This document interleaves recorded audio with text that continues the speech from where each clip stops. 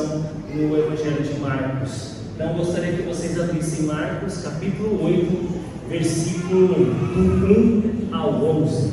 Marcos, capítulo 8, versículos 1 ao 11. Leremos então, a partir de agora, esses 11 versículos. Diz assim as Sagradas Escrituras: naqueles dias, quando outra vez se reuniu grande multidão, e não tendo o que comer, Jesus chamou os discípulos e lhes disse: tenho compaixão desta gente, porque já faz 3 dias que eles estão comigo e não têm o que comer. Se eu os mandar para casa em jejum, desfalecerão pelo caminho, e alguns deles vieram de longe. Mas os discípulos lhe responderam: como poderá alguém saciá-los de pão nesse deserto? Então Jesus perguntou: quantos pães vocês têm? Eles responderam: 7. Então mandou o povo assentar-se no chão, e pegando os 7 pães, partiu-os após ter dado graças, e os deu aos seus discípulos, para que esses os distribuíssem, repartindo entre o povo. Tinham também alguns peixinhos, e abençoando-os, mandou que esses igualmente fossem distribuídos. Comeram e se fartaram, e dos pedaços restantes escolheram 7 cestos. Eram cerca de 4.000 homens. Então Jesus os despediu.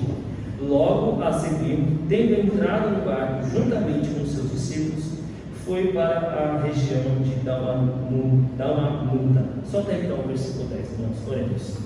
Pai, graças te damos mais uma vez, que temos a leitura da palavra aqui exposta para nós. Faça que com ela entre em nossos corações e que o Senhor nos ensine, Senhor, sobre esse Cristo provedor, compassivo e misericordioso sobre as nossas vidas. Atende-nos aos nossos pensamentos, nossos olhos para o Senhor, em nome de Jesus. Amém. Amém, irmãos? Podem se assentar? Podem se assentar? Então, no último mês nós paramos e fizemos aí 4 pregações a respeito da Reforma Protestante, onde trabalhamos um pouco do fator histórico e também as 5 solas, né? E agora nós voltamos para as exposições que faremos no Evangelho de Marcos. Então, para isso, meus irmãos, eu quero lembrá-los sobre o Evangelho de Marcos, porque talvez você possa ter se esquecido de alguma coisa. Marcos, primeiramente, ele não foi um apóstolo, ele não foi uma testemunha ocular de Cristo. Marcos é um escritor conhecido como mãos de pena. Então, Marcos é um escritor das palavras do apóstolo Pedro, né? É esse Marcos que o apóstolo Paulo não quis que ele continuasse na viagem missionária, porque talvez ele era muito novo, muito neófito, e Paulo não quis que ele continuasse mais na viagem missionária. E em 2 Timóteo nós vamos ver que esse mesmo apóstolo Paulo pede a presença desse Marcos para estar com ele, né? Então depois nós vemos aí essa junção de Marcos e Paulo no final da trajetória do apóstolo Paulo. O Evangelho de Marcos foi base para o Evangelho de Lucas, e também nós vamos ver que ele foi escrito praticamente ali no final da década de 50, um dos primeiros evangelhos a serem escritos. Nós passamos então, estamos no capítulo 8, passamos por 7 capítulos. Eu quero relembrar a vocês algumas coisas. Passamos pela pregação de João Batista: arrependei-vos, bando de víboras. Passamos pelo triunfo de Jesus sobre Satanás no deserto, onde ele é tentado 3 vezes e ele vence ali e triunfa contra Satanás. Nós vemos também o chamado dos 12 apóstolos, a perseguição dos religiosos escribas contra Jesus. Nós vemos diversas curas e expulsão de espíritos imundos também de Jesus nesses 7 capítulos. Nós vimos Jesus falando sobre as parábolas, uma delas a do semeador, você vai se lembrar muito bem dessa. Nós vimos também, há pouco tempo atrás, a primeira multiplicação de pães e peixes, e depois nós vemos Jesus falando do Evangelho também para os gentios. Jesus veio para os judeus judeus fecharam seus corações, e daí então ele prega também aos gentios, né? Nós vimos aí ele pregando, ele estendendo a mão para aquela mulher fenícia, falando sobre que os cães que comem quando caem da mesa do seu Senhor, e tanto ali foi impelido sobre aquele ensinamento do Senhor Jesus. Chegamos então agora no capítulo 8, na segunda multiplicação de pães e peixes, onde há um paralelo com a primeira multiplicação do capítulo 6. Você vai ver que na primeira tinha 5.000 homens, agora tem 4.000 homens. Foi multiplicado pães e peixes, e agora também multiplicado pães e peixes. Jesus que multiplica na primeira e Jesus que multiplica na segunda. É Jesus que ora e agradece, e também agora é Jesus que ora e agradece. Jesus pede para que os discípulos, na primeira, os discípulos fazem o povo se assentar, e também agora o povo se assenta. Os discípulos que servem o pão e o peixe, e os discípulos também que recolhem os pães e os peixes. Tem muito paralelo, porém há algumas diferenças entre as duas passagens. Primeiro, os discípulos desejavam mandar o povo embora, né, no começo. Agora, Jesus que se compadece das pessoas. No primeiro momento, na primeira multiplicação, os discípulos olham para aquela multidão esfomeada, e olha que o crente tem fome demais, né, até a língua alcança. E aí ele vê aqueles 5.000 homens e fala: vamos despedir esse povo daqui. Eles têm uma solução: será que a gente vai ter dinheiro para pagar, para ir numa cidade ali pagar? E agora na segunda multiplicação, não são os discípulos que olham para as pessoas, é Jesus que olha para as pessoas com compaixão, com misericórdia. Os discípulos, eles agora querem resolver e dizem uma palavra assim: agora quem poderá alimentar toda essa multidão? Quando eu leio essa passagem, eu me lembro logo do Chapolin Colorado, né? Quem poderá agora nos defender? E os discípulos, eles olham para aquela situação e falam assim: quem poderá agora? Ora, eles tinham visto a multiplicação acontecer há poucos dias atrás, e eles estão incrédulos de novo. Uma outra diferença entre a passagem, que não é os discípulos que olham para a multidão, é Jesus que olha para a multidão. Os discípulos tomam a frente na primeira parte, pensando que poderiam resolver, mas na segunda multiplicação é Jesus que toma a frente. É ele que pergunta: quantas pessoas vocês têm? Vocês têm alguma coisa? Jesus que toma a frente e se compadece. É ele que está olhando para a necessidade do povo. Jesus que pede para eles sentarem, e não os discípulos. Na primeira multiplicação, Jesus pede para os discípulos fazerem, mas agora é Jesus que está fazendo. E Jesus, ele toma a frente de tudo isso. Quero lembrar os irmãos que no capítulo 8, no capítulo 7 e no capítulo 8, Jesus não está em Nazaré. Jesus não está entre os judeus. Lembra que agora, há pouco tempo, uns dias atrás, ele se encontra com um homem gentil cego, ele gosta, ele coloca ali sobre a língua dele, ele coloca sobre os olhos. Ele lembra quando isso aconteceu? Há poucos dias atrás, aqui configurando nós como discípulos, e ali aquele homem é curado, é tirado da multidão, o Senhor se compadece dele.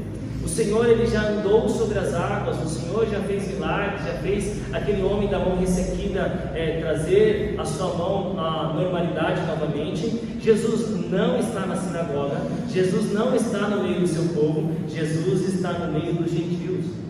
Jesus, ele pregou a muitos judeus, e judeus, eles foram contra Jesus. Então nós vamos ver que esse Cristo está levando o Evangelho a gentios.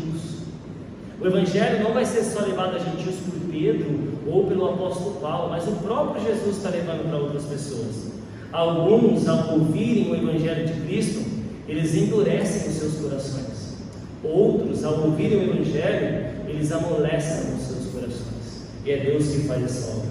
Enquanto para muitos judeus que não aceitavam a sua palavra, seus milagres, muitos gentios creram e viram os milagres acontecendo em suas próprias vidas. Esse tema que nós vamos trabalhar hoje chama-se Jesus, o provedor compassivo. Jesus, o Deus compassivo, ao ver a multidão, ele deseja alimentá-los, supri-los. A essência de Jesus, ao ver o povo buscando a Ele por um milagre, pelo seu sermão, pela sua pregação e pelas verdades que Ele falava, o desejo, o anseio desse Senhor e Deus é alimentá-los espiritualmente através da palavra do Evangelho, através da libertação àqueles que estavam presos, mas também alimentá-los fisicamente. É uma bênção poder se alimentar, não é, meus irmãos? E essa é uma palavra que nós conhecemos muito bem, né? Como é bom comer. Então vamos direto ao texto, no versículo 1 e 2. Naqueles dias, quando outra vez se reuniu grande multidão, e não tendo o que comer, Jesus chamou os discípulos e lhes disse: tenham compaixão desta gente, porque já faz 3 dias que eles estão comigo, e não têm o que comer. Podemos destacar que Jesus estende sua misericórdia a todos os povos e nações, homens e mulheres, crianças e adultos. Primeiro, nós vemos a compaixão de Jesus aqui a um povo gentil, e não só tinha homens.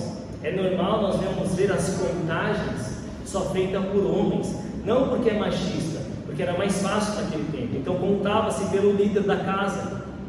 Então nós temos 4.000 homens, quer dizer que podemos ter mais 4.000 mulheres. E se naquele tempo eles faziam mais filhos do que hoje, podemos contar pelo menos 2 crianças por família. E aí podemos chegar de 4 até 16.000 pessoas.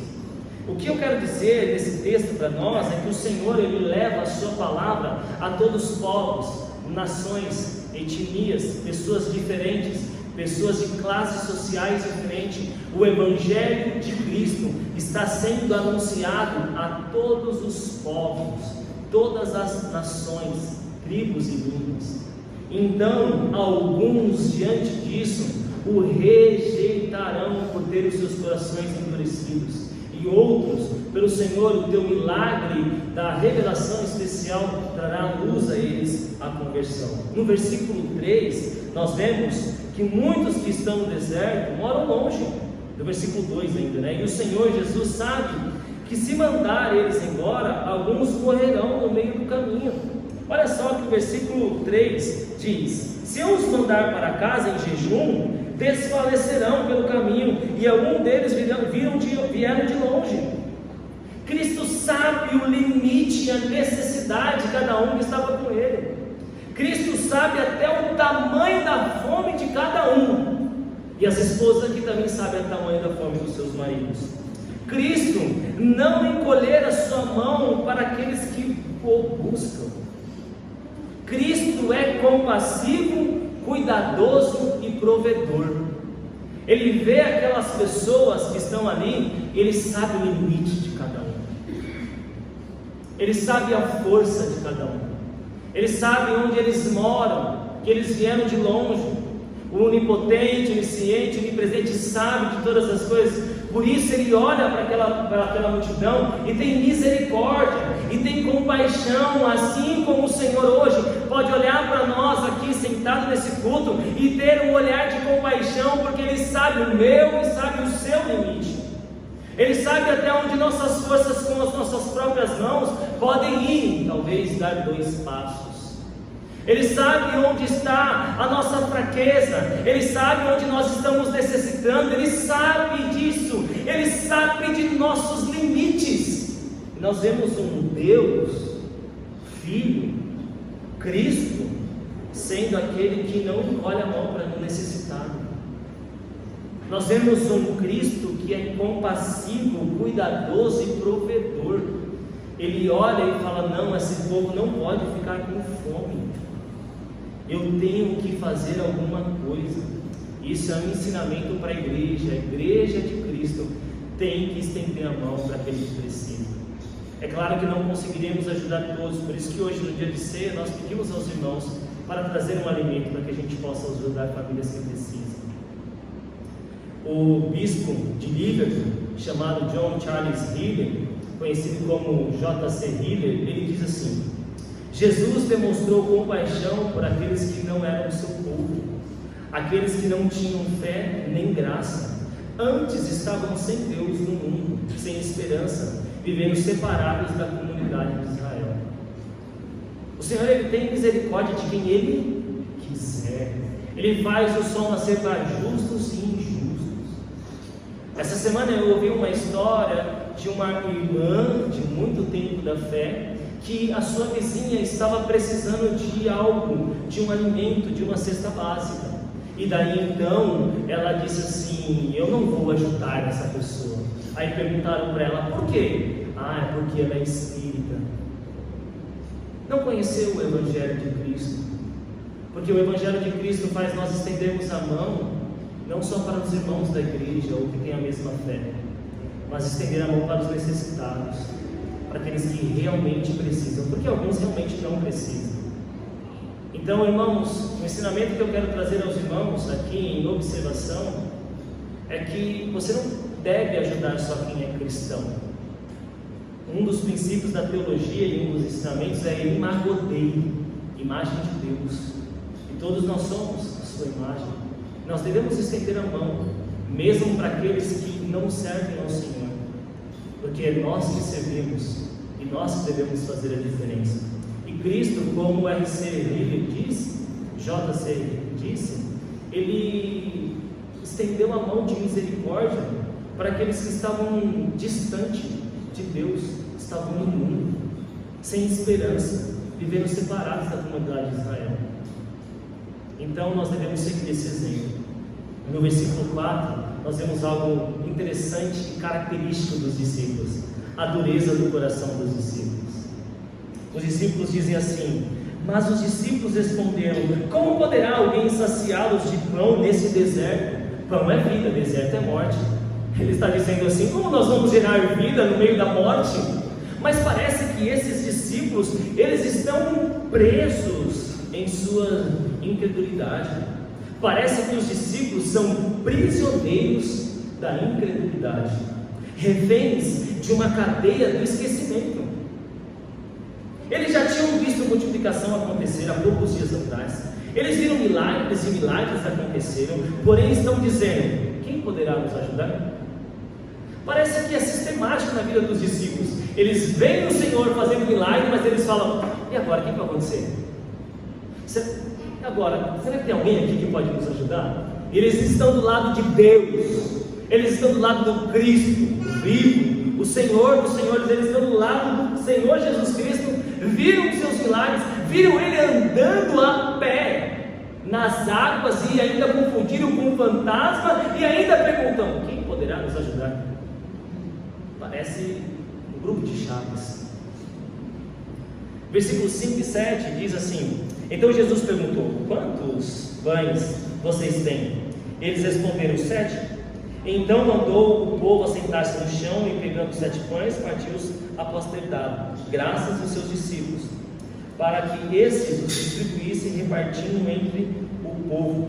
Tinham também alguns peixinhos, e abençoando-os, mandou esses igualmente fossem distribuídos. O Senhor que dá graças a 7 pães e também a alguns peixes. Ele que pede para a multidão se assentar e dar graças ao Pai.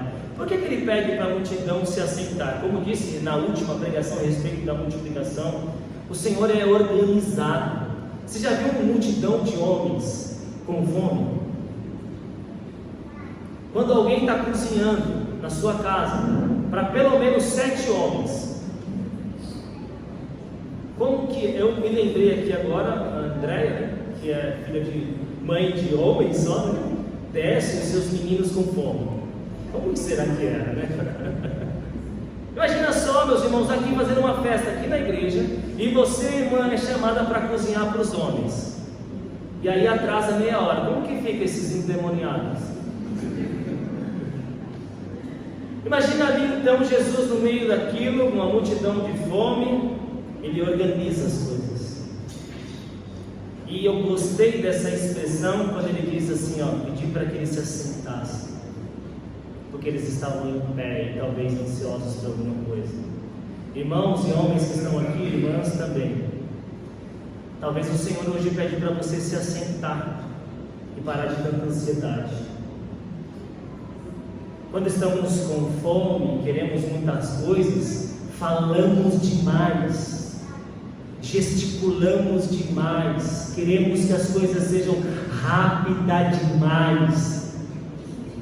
E aí talvez o Senhor está dizendo para nós assim hoje: assente-se, toma o seu assento, calma, que eu vou te alimentar, calma, que eu vou te sustentar, calma, que eu vou prover, calma, que as coisas vão acontecer. Sente-se.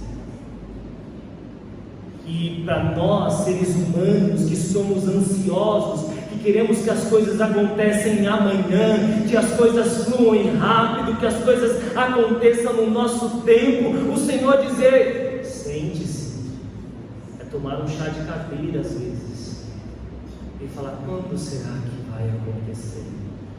Quando será que meu suprimento, quando será que as coisas boas vão vir, quando que suprirá aquilo que eu preciso hoje e agora?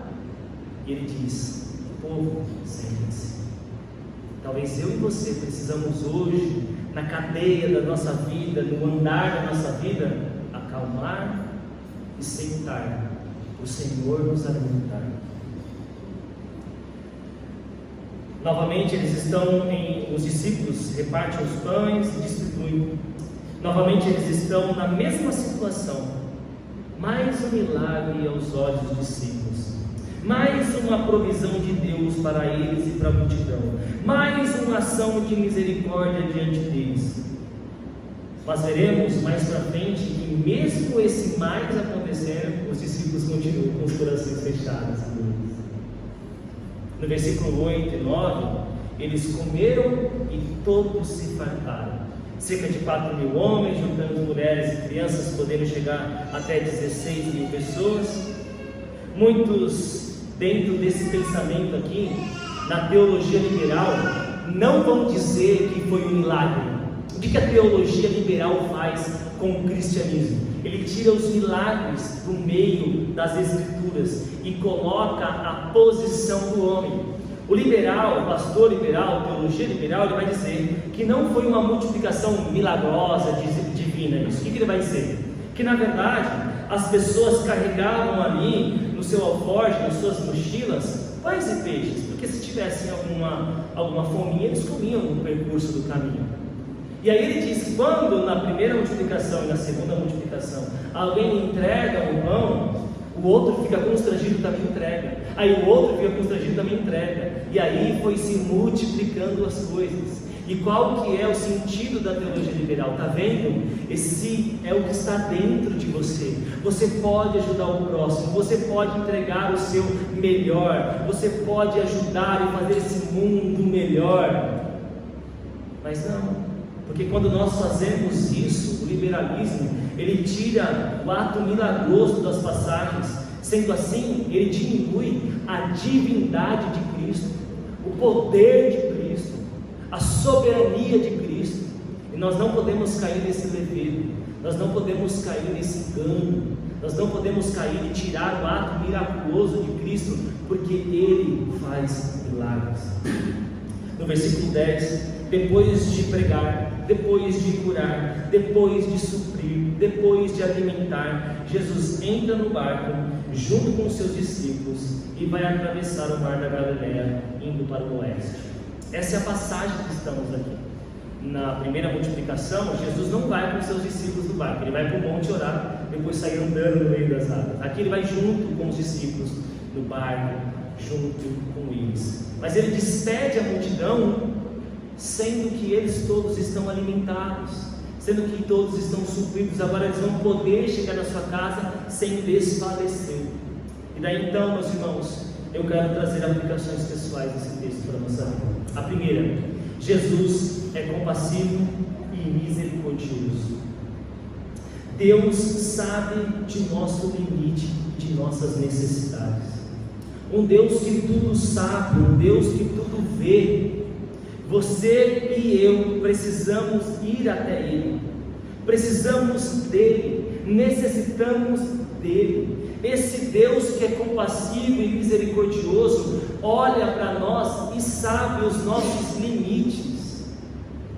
Ele sabe que não somos tão fortes espiritualmente, Ele sabe que não oramos tanto quanto deveríamos orar, não jejuamos tanto como deveríamos jejuar, não nos debruçamos na palavra quanto deveríamos nos debruçar. Não é uma carta de liberdade para nós não fazermos as coisas espirituais, mas Ele sabe de tudo isso, e Ele é Deus misericordioso e compassivo, sabe da nossa limitação, sabe da pressão dessa vida, sabe das coisas negativas que vamos ter, notícias e tantas outras coisas diante dessa vida. Ele sabe do trabalho, Ele sabe do nosso esforço, Ele sabe da demanda que hoje o mundo pede nas questões financeiras, Ele sabe do trabalho das mães com os filhos, dos pais com os filhos, Ele sabe de tudo. Ele é um Deus compassivo, Ele é um Deus misericordioso, Ele é um Deus, Ele que olhou para a multidão e falou: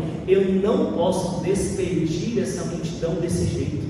É mais ou menos assim: eu não posso deixar esse povo que veio até mim da mesma maneira, eu não posso deixar de alimentá-los, eu não posso deixar de supri-los. Irmãos, independente da situação que você viva hoje, o Senhor sabe o seu limite, o Senhor sabe a sua fraqueza, o Senhor sabe quando nós falhamos, o Senhor sabe quando nós erramos. Também não é uma carta de liberdade para errarmos e pecarmos, mas eu quero te mostrar diante das Escrituras que Ele é compassivo e misericordioso. Ele irá alimentar o seu povo, Ele irá suprir o seu povo, não faltará nada para nós. Eu não estou dizendo de coisas, bens materiais, entre outras coisas, eu estou dizendo o que nós precisamos, o que mais tenho eu além de ti, o que nós temos de bem, de valor maior do que Cristo. Nem os nossos filhos, nem os nossos pais são maiores do que Cristo para nós. Ele é tudo e Ele é misericordioso. Segunda aplicação é que Jesus é o provedor. Cristo, o Deus que provê ao seu povo o que lhe é necessário. Ninguém pediu nada a Ele. Cristo sabia que o povo estava precisando. É interessante, ninguém pediu ali para Ele: Senhor, me dê pão. Pelo menos o texto não nos mostra. Então, onde o texto limita, nós também nos limitamos. Ninguém chegou para Ele: Senhor, estamos com fome. Mas o Senhor sabia o que eles precisavam. Irmãos e irmãs que estão aqui, Deus sabe o que você precisa. Talvez você precise de vida, do pão, que Cristo é o pão da vida, no meio do deserto que é a morte. Talvez você precise da esperança, que é o que Cristo é para nós. Talvez você precise da luz para que o Senhor ilumine os seus olhos no meio da escuridão e das trevas. Talvez você precise se alimentar da água e do pão hoje, para o Senhor te suprir, para você continuar caminhando. Talvez você precise de um chacoalhão hoje, talvez você precise de um despertar hoje, talvez você precise que o Senhor chegue ao teu lado, na sua orelha e diz: desperta, tu que dormes. Mas Ele sabe o que nós precisamos. Ele sabe o quanto você precisa chegar mais diante dEle. Ele sabe o quanto você precisa estar buscando mais a Ele. E às vezes não temos força para buscar mais, e às vezes não temos mais ânimo de orar, ânimo de buscar, ânimo de ler. Não sei se você já passou por isso, mas eu já passei. E todo crente sincero já passou por isso. Mas Ele sabe o que você e eu precisamos. Ele sabe o que realmente nós precisamos. E Ele é provedor. Terceira aplicação: Cristo é o pão da vida. Ele é o que nos alimenta, sustenta e nos fortalece para voltar a caminhar. O Senhor sabia que esse povo tinha uma caminhada para percorrer. Ele sabia que esse povo precisava de alimento e de força. Assim como Ele sabe que hoje você precisa também de um alimento para continuar a caminhada. Ele sabe que você precisa de força para continuar a jornada cristã. Não é pela própria força, não é pelo nosso próprio intelectual, não é pelos cânticos que cantamos, mas é pela graça do Senhor nos fortalecendo na jornada. Assim como nós precisamos voltar ao caminho, a voltar a caminhar, a voltar a andar, a não ficar parados. mas só conseguimos quando nos alimentamos do pão da vida, que é Cristo. Precisamos do pão, meus irmãos, para caminhar. O pastor pode pregar diversos sermões, sermão bem exegético, sermão com uma hermenêutica correta, mas quem nos traz o alimento através da palavra em nossos corações é Cristo. Você precisa de pão para caminhar, você precisa de pão para continuar a jornada, você precisa se alimentar diariamente. Não tenha pressa. Quem come muito apressado passa mal. Irmãos, é se alimentar diariamente, constantemente, das orações, das intercessões, da leitura bíblica, dos devocionais, da escola da palavra, de buscar ao Senhor. Você precisa hoje ser alimentado pela palavra do Senhor, ser alimentado por Cristo. Irmãos, não vai ser mais dinheiro que vai te alimentar para você seguir a jornada cristã. Dinheiro é muito bom, meus irmãos, quando está no bolso, não quando está no coração. Dinheiro pode aliviar algumas coisas, mas o que alivia a nossa alma não é o dinheiro. O que alivia a nossa alma é o pão da vida, Cristo Jesus. Quando Ele nos alimenta, quando somos alimentados desse pão, nada nos falta. Ele é a nossa força, Ele é o nosso refúgio, Ele é tudo o que nós precisamos. Quarto, que é um ponto forte dessa palavra, é discípulos endurecidos. Os 12 já tinham visto os milagres e a multiplicação, mas mesmo assim são presos na cadeia da incredulidade. Muitos podem já ter vivido muitos milagres na sua vida, mas acabam caindo na cadeia da incredulidade. Muitos podem estar vivendo uma fé fraca, uma fé incrédula, uma fé teórica e não uma fé prática. Irmãos, é muito interessante quando você conversa com um religioso. Ele sabe os textos, ele sabe onde está o versículo, ele sabe as aplicações, mas é uma fé teórica, é uma fé que tem calo nos dedos de leitura, mas não é uma fé prática, não é uma fé diária, não é uma fé cheia de esperança. Muitos em meio à jornada já viram tantos milagres em suas vidas e deixaram mesmo assim os seus corações virarem uma muralha, dureza, incredulidade e desprezo. Muitos de nós, e se eu desse aqui a oportunidade, agradeço ao pastor e à igreja pela oportunidade, e esse é meu testemunho, e começasse a testemunhar aqui, a gente ia sair daqui 5 horas da tarde e estaremos no terceiro testemunho. Todos nós já vimos o milagre do Senhor acontecendo sobre as nossas vidas. Os irmãos casados já é um milagre. Então, meus irmãos, mas muitas vezes o que acontece? Deixamos de olhar para o bem que Deus tem feito e olhamos para ainda porque Ele não fez, e endurecemos o nosso coração. Quinto e último ponto: o pouco com Deus é muito. Não é frase de coach, não, é verdade. Mas quantos têm medo de entregar ao seu Senhor o pouco que tem? Quantos não confiam no Senhor achando que Ele não pode fazer as coisas se multiplicarem? Quantos não vivem pela fé, mas só andam nos conselhos dos homens? Quantos, meus irmãos, acham que não pode ser fiel ao Senhor? Quantos, não só na área financeira, mas da sua vida, de entregar o seu tempo para com Deus, de entregar mais uma hora com Deus, de entregar mais um estudo para com Deus, acordar uma hora mais cedo? Quantos, meus irmãos, de nós não conseguimos entregar o pouco, porque pensamos em nós mesmos, nesse mundo hedonista, antropocêntrico? O pouco com Deus é muito, meus irmãos.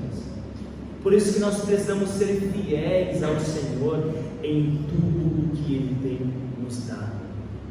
Esse texto da maravilhosa segunda multiplicação, podemos ver um Jesus provedor e compassivo, e que Ele possa atrair o seu coração para a misericórdia, por alimento e por sustento que Ele vai dar para a sua vida, desde agora e para sempre. Amém, meus irmãos? Vamos nos colocar de pé e vamos orar. segundo a palavra de Deus. Quero conduzir aos irmãos a orar